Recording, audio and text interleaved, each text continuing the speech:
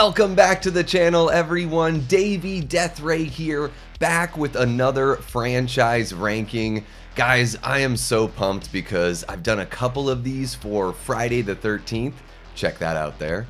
And I did another one earlier this month for A Nightmare on Elm Street. Check that out right there.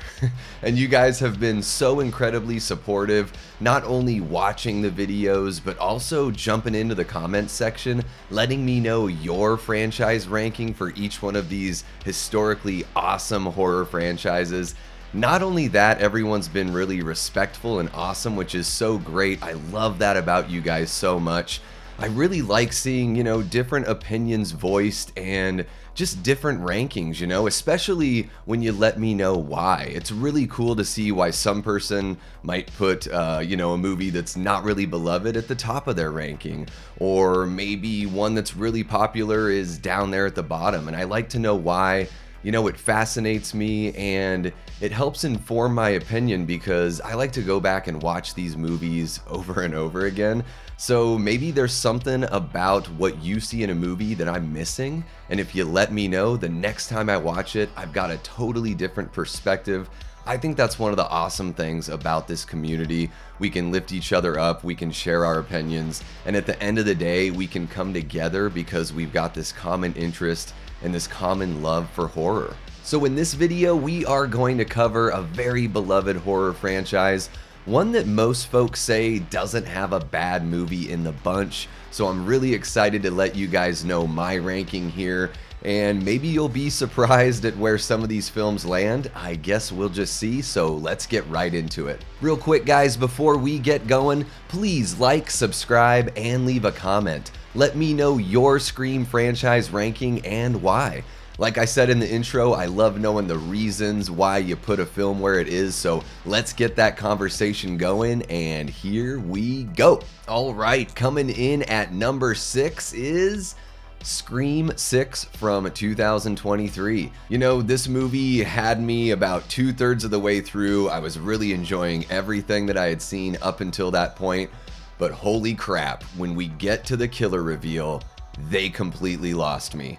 I guess I should have said it in the intro, there will be spoilers here. I don't know what you're doing watching a Scream franchise ranking if you haven't seen the movies, so I'd imagine all of you have.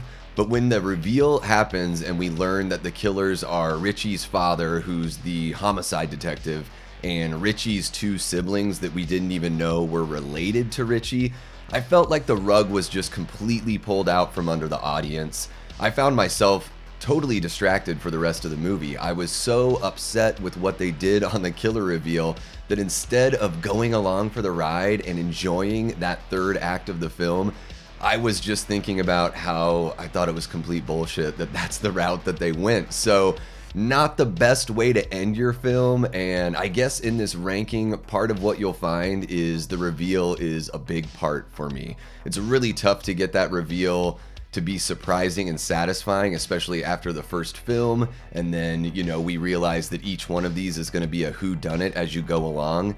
But I felt like everything else with Scream 6 was so strong. Melissa Barrera performs better than she did in Scream 5, and I'd say the first 2/3 of the film is better than Scream 5, but they completely lose me at the end, and that's why this one ranks dead last. And coming in at number 5 is Scream 5 from 2022.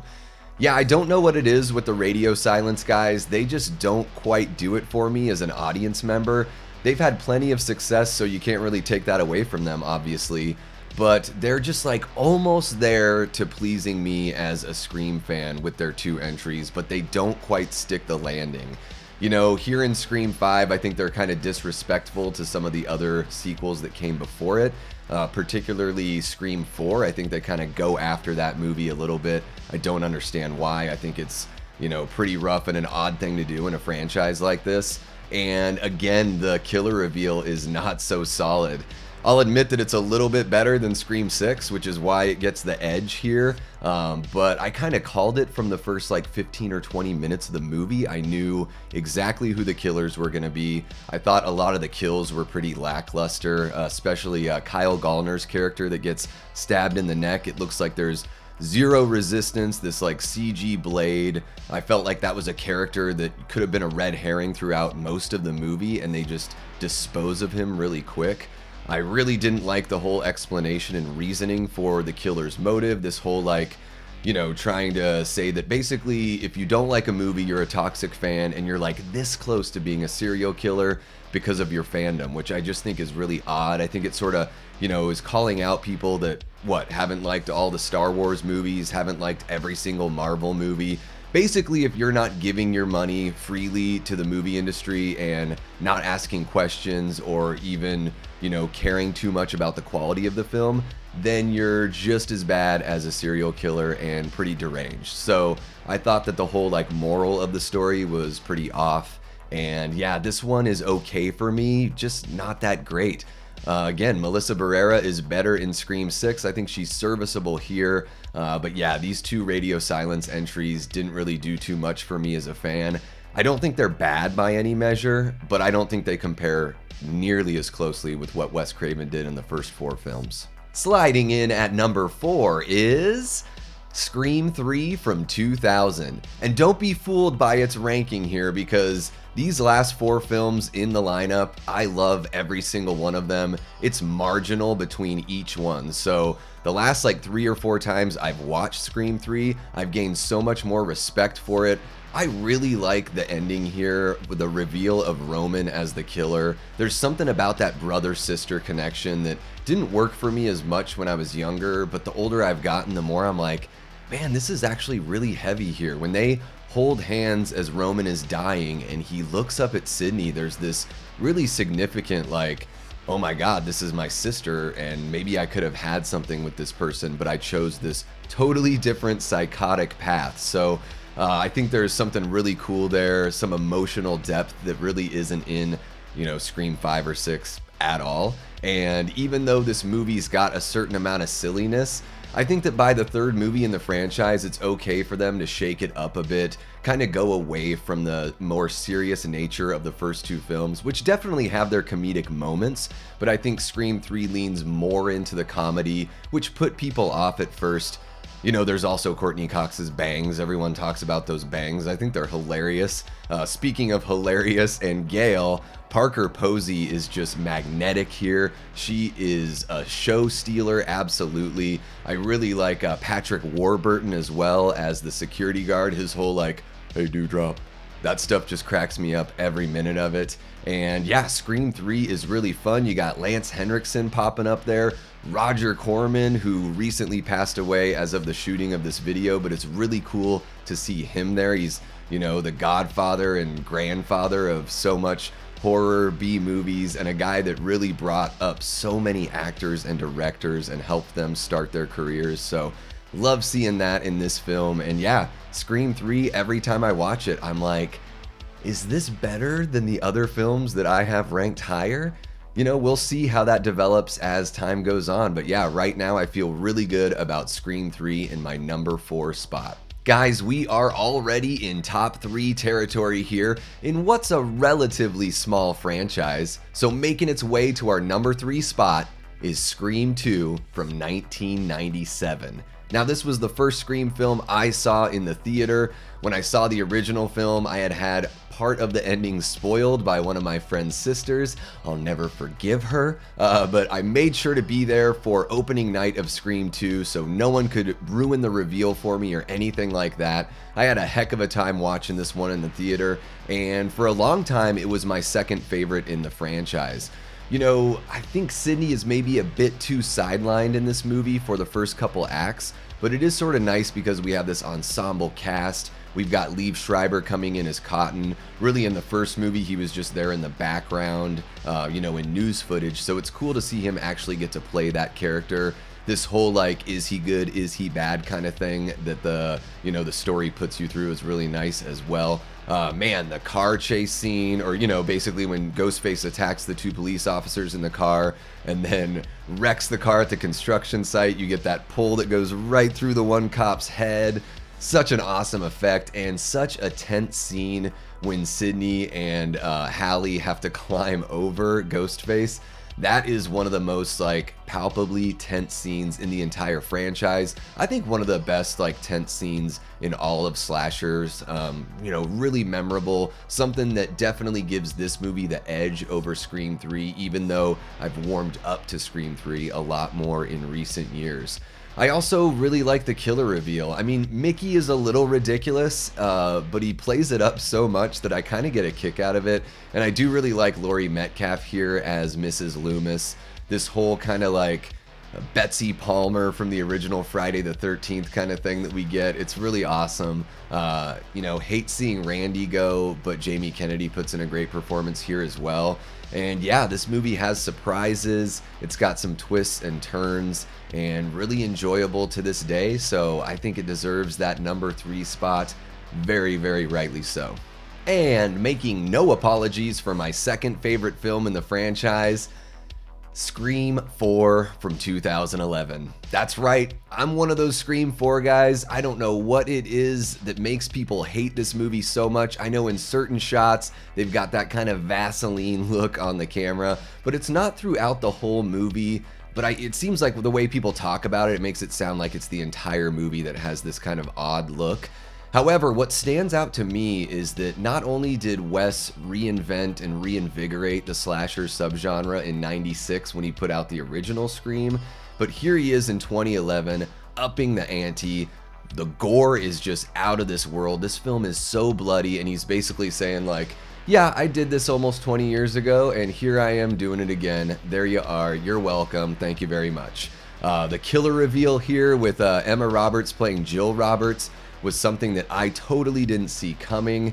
And man, she throws herself into this role, literally and figuratively, throwing herself against the wall, into the glass coffee table, all that stuff. She really goes batshit, and I'm super impressed with Emma Roberts' performance here.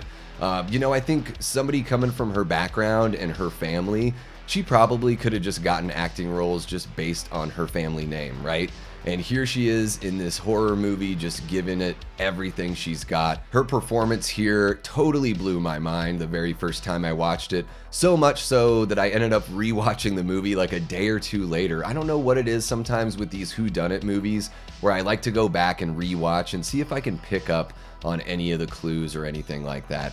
And yeah, maybe Jill didn't really kill that many people as Ghostface. I think it was Charlie doing most of the killing. But still, she's the mastermind here, and for me, it works really well. I also like seeing our legacy characters return. Dewey and Gale have got an interesting new dynamic here. And Hayden Panettiere as Kirby, one of the most fun, awesome characters in the entire franchise. Very reminiscent of Randy, but in her own unique way, and I think she just totally kills it here. I really wish that when she came back in part 6 that it had the snappiness that she's got here in Scream 4. I just didn't really feel the energy from the performance in Scream 6, which was another reason why that film is so far back in the rankings.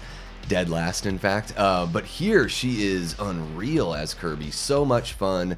I really love this movie. Every time I go back and rewatch it, I have a great time. Yeah, this one, I know it may be shocking to some, but Scream 4, my second favorite film in the franchise. And coming in at number 1, no surprise here, the very first Scream film from 1996.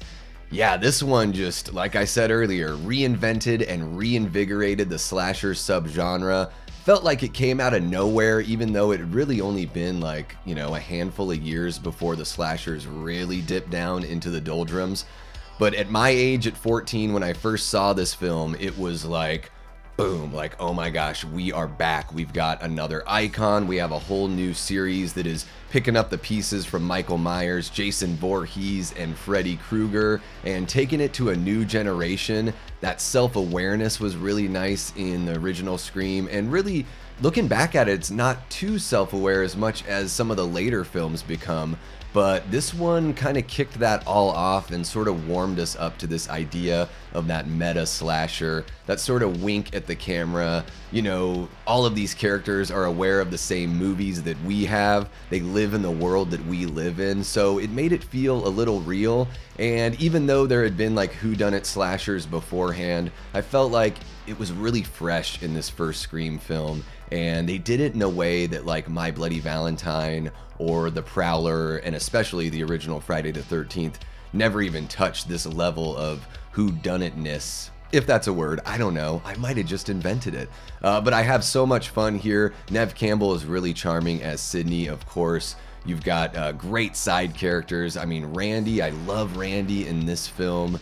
Matthew Lillard as Stu Macher puts in this like Jim Carrey-esque performance throughout the film, but especially at the end. I think part of being the first film in a franchise, it gives you the best shot at being the most memorable, most beloved, and having the longest stay power in the series, which is certainly true for me here with Scream from 1996. Number 1 with a bullet right to Billy Loomis's forehead. So that wraps it up for my Scream franchise ranking, but I want to hear from you guys. Where am I right? Where am I wrong? Let me know your rankings in the comments section below, and please let me know why. I'm so fascinated at knowing why you love these movies or hate these movies. Throw it all at me. I'll take a big ol' 3-paragraph comment. Let's get that conversation going. Please like, subscribe, and leave a comment. Check out the links in the description below for our Patreon, our merch shop, and of course, all social media platforms. Thank you guys so much for checking out the video. Until next time, I've been and will continue being Davey Deathray. Take care.